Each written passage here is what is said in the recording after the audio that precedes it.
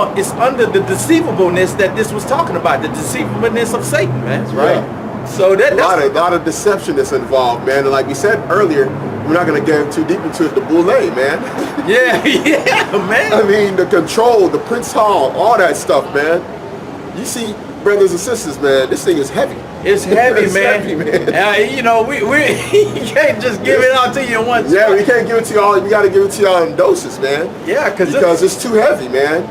It's too heavy to where your jaw gonna drop. Yeah, man. And then you got to pick it back up off the floor and get back into the. Yeah, because if you get the whole gambit in one load, man, you be like, well, this is too much. Everything that'll bug somebody out, man. That'll bug the average person out here in that. Yeah, man. You're gonna be looking at your family members, your in-laws, right? You know, because of just the web of connection and deceit, the tentacles of Satan is so far in reach. Yeah, that you don't even see it, and that's part of the whole secrecy of the Illuminati. Yeah, that's the whole secrecy of them being illuminated, so to speak, in their wickedness. Yeah. Because they know the control that you can't see, and that's why they don't even care about some of this information coming out, because they understand that, like it says in there. Go back to that strong delusion. Yeah, it says. Let's see here. Where's that? We can reveal. Come on, strong delusion. Okay, verse 11. And for this cause the Most High shall send them strong delusion that they should believe a lie. That they should believe a lie. That's why you got people that believe that. Listen, okay, Kwanzaa, right? Kwanzaa, yeah. Y'all were giving Kwanzaa in like 66, 67 out of nowhere. Mm-hmm. 7 candles, but you didn't weren't told about the feast of dedication. You weren't talking about Hanukkah. Right. But a professor, which I believe, I wouldn't be surprised if the dude was a frat. And probably even further on, a boule or Prince Hall Mason. That's right. That created, he was a professor. Mm-hmm. He created that in the 60s and gave y'all that. Out of nowhere. Yep. Started pushing that Afrocentrism on you. Uh-huh. Okay? And that whole thing was created by Esau. Esau created that whole Pan-Africanism. Right. First of all, he gave you the identity. You know? I did a lesson months back through the Spirit called "There's No Such Thing as an African." You know, you got to start to remove the identities that have been thrown upon you. There's no such thing as an African. Even if you meet someone from Africa that's not an African, you got to get on that level and start realizing stripping these identities. You know, yeah. But you even got to go even further. When people say we're not African, you got to go even further. There is no African. Yeah. It's a big old couple. You know? Yeah, man. You gotta, and that's part of the deceitfulness that goes on. All these different organizations, when you're in college, told that if you're in a Greek fraternity, oh, these people are helping the community. We're gonna be, those are the leaders, those are the future leaders. Look at the people. They give you all the leaders and break down who these people were and how all these so-called civil rights leaders and all these people were the ones that are helping our community, and you should follow their example. That's deception. Yeah, it is, man. They're not telling you that that's a web of control to control potential leaders and keep them under the control of the rulers of this world. Yeah. Yeah. You know, and then they go and what you have to do to stand there and some of the trinkets and things that you get by being in it, man. It's some heavy stuff, man. It's some heavy stuff, and that's part of the deceivableness and the unrighteous. They're giving you everything else and telling you that this is the way to do things. This is the way that you need to live.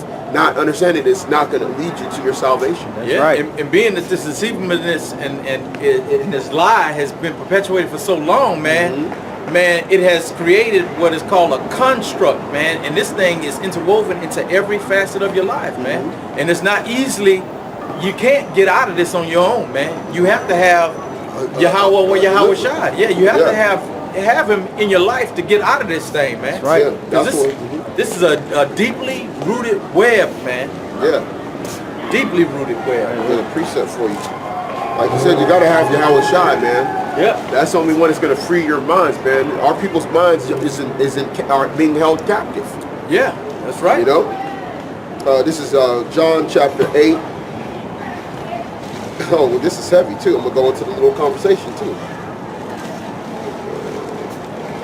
See if I can get this page with all this coldness. This is John chapter 8, and start up a little bit higher, because we want to go to what's it called? John chapter 8 and verse 28. Then said Yahawashi unto them, when ye have lifted up the Son of Man, then ye shall know that I am he, and that I do nothing of myself, but as my Father hath taught me, I speak these things. And he that sent me is with me, and the Father hath not left me alone, for I do always those things that please him. And I wanna just on that aspect right there, what the brother brought out, man. Even our Lord and Savior Yahawashi says he showed that utmost humility. It wasn't him, but it was the Father, man. That's right. So when men come out and say that, you know, I gave you this truth, Yeah. or you know, the only way you came into the truth, where did you get the name from? Now, where did you get the name from? Come on, bro. But show your humility, man, and give the Most High his props for doing that, man. Right. For revealing it to you, allowing you to even accept the name. So when if I have, being that we have the name of the Most High, and we give it to someone else, and then they start embracing it, and so we'll say to ourselves, hey man, the Most High be blessed. He gave that to you, bro, because we just a sounding board. We're vessels for the Most High, man. Well, that goes back into masonry, because see, it's in the masonry, these Masonic lodges, you got different levels and teachers above other people. So you always reverence those ones that are above you, that teach you at that next level, and bring you up through the command and line. And that's basically what they're doing. You're creating a Ponzi scheme. Yeah. It's nothing but a scam that's going to be completely broken.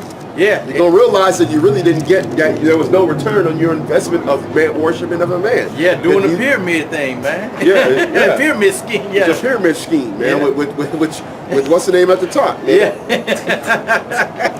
It's a Ponzi scheme, man. Yeah. You know? So keep going in this card. Verse 9, and he that sent me is with me. The Father hath not left me alone, for I do always these things that please him. As she spake these things, many believed on him. Then said Yahawashi to the Jews, to those Jews which believed on him, if ye continue in my word, then are ye my disciples indeed. Look at that, man. Continue in his word, then ye are my disciples indeed. So what is that word, man? He's following the words of his Father, man. So you're basically following the Father, because he came in his Father, his Father's name. in his Father's name, man. Yeah. And he says, my doctrine is not mine, but the doctrine of him that sent me. So now you see. But there's a man that told us that the doctrine that was the doctrine of another man. Man, that's true. That's true, man. That's true, man. He told us it wasn't the doctrine of the Most High, but it out of his own mouth. Right. He understood that he was not pushing the doctrine of the Lord. He was pushing a man's doctrine. Yeah, man. So now, because we can say according to my gospel, but the gospel comes from Yahweh. Yeah, Yahawashi. Exactly, man. So now you see why you can't have the Father without the Son, and vice versa, man. Yeah.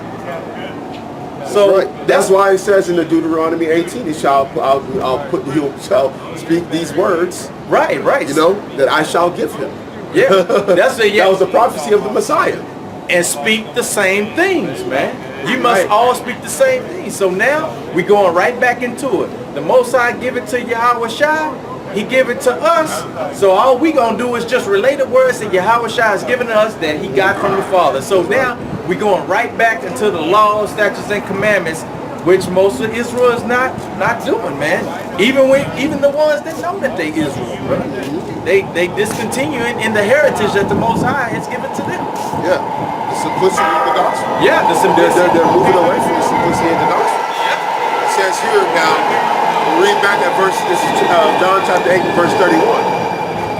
Then said Yahawashi to those Jews which believed on him, if ye continue in my words, then are ye my disciples indeed, and ye shall know the truth, and the truth shall make you free.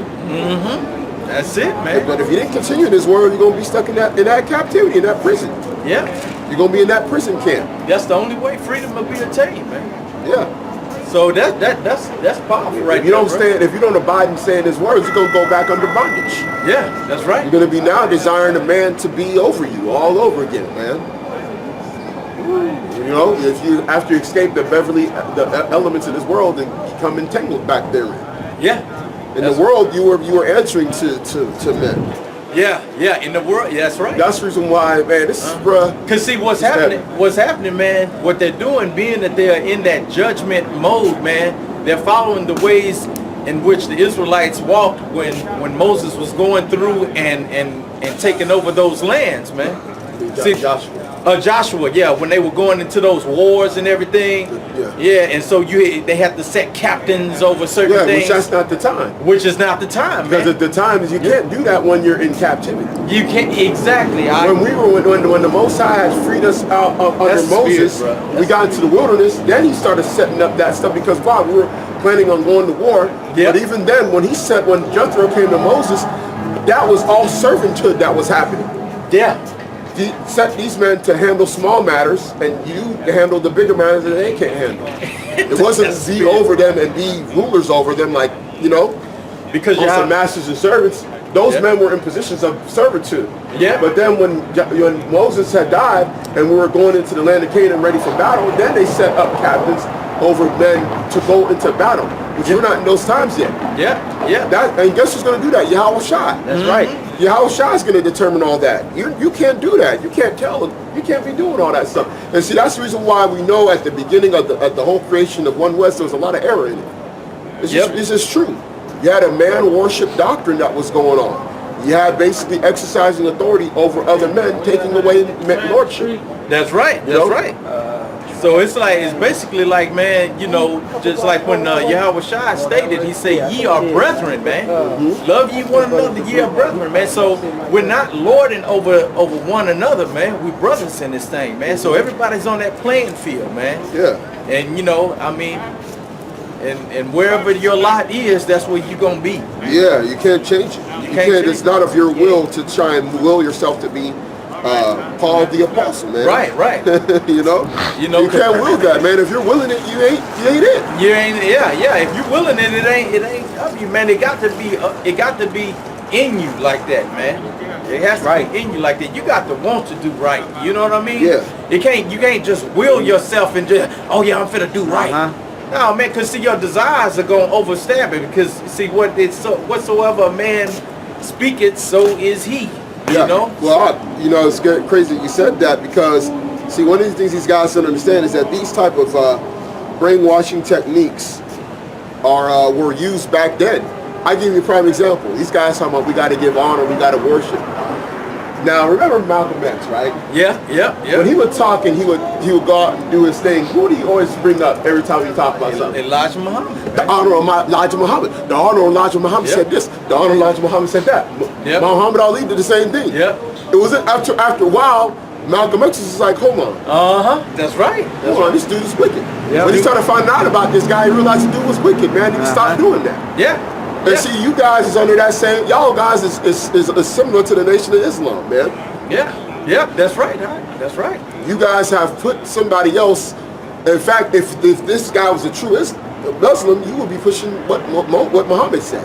Right. But see, even he had this even in the sect of that whole group, they had to basically bring forth a Messiah, a man that would be worshipped, man. And if you look at documentaries and things about the guy, he was worshipped. Yeah. And that guy was set up by an Amalekite, man. His teacher was a Khazar, man. Yeah, man. Was an Amalekite, man. Man, so that lets you know how had deep. The Reds fans had all that stuff was all Masonic, man. Lets you know how deep this thing is, the tentacles, man. Bruh. All your groups are, a lot of these different things, they're controlled by Esau, man. That's right. When you really examine their origin and who these people are a part of and what secret society, organization, fraternities, Boule, Prince Hall, Masonry halls, and things like that. A lot of them is just tied and controlled, and they cannot reveal these secrets.